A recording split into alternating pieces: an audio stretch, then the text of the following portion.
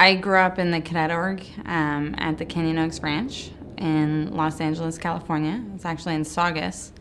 It's this beautiful area. It's right next to a reservoir, and it's like surrounded by mountains. It's beautiful. I mean, the environment itself is just stunning. Like, I remember in summers we would have like pool parties and all this kind of stuff. And then, you know, in winter we actually had snow. We had all seasons there, even though it was just an hour from Los Angeles.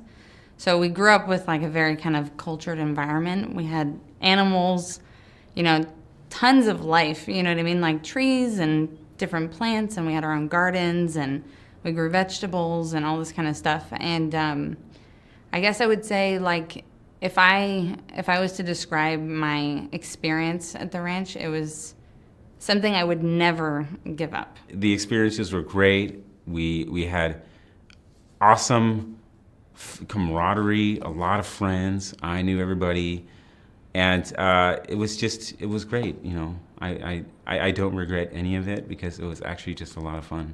And honestly, when you're an 11-year-old boy, you have so much energy, and you just love it. So there's not an aspect, you know. We didn't have drugs. We didn't have any weird, you know, vice or anything like that. We're kids, you know. We would go to the pool. You know, we were going to go every once in a while. We were able to go out to the, you know, to the LA Zoo, we ever go to the La Brea tar pits, and you know, it was just, you know, we had all these outings, and we were able to go camping and able to go hiking, you know, obviously under, you know, reasonable supervision, but it was just amazing. The entire experience was like, you know, good, now we're gonna go do this, and we were like, yay, you know, it just like.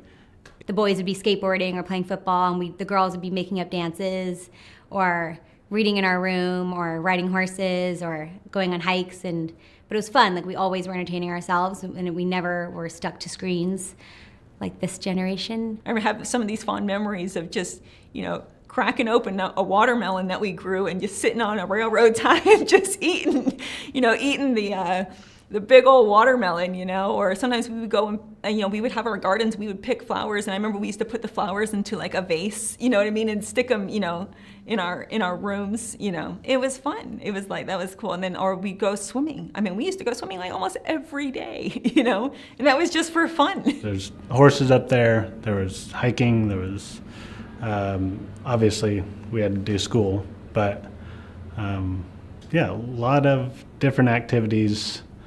It almost felt like we were camping, but with actual living quarters, you know. And you're with all of your friends every day. We got to take care of the horses ourselves. We'd get guidance from the adults and staff on how to do it. We had a person who was like a professional a smith, and he taught us how to shoe horses and take care of horses, groom their feet, all that stuff.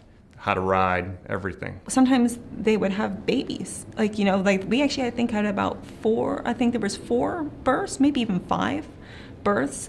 But like, they're like your pet.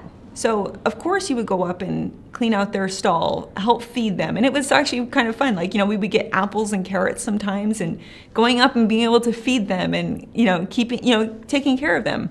The donkey, we never tied him up. He just walked around, did whatever he wanted. And one time he ended up at the sheriff's department, and the sheriff's like, hey, are you guys missing a donkey? We had to go get him.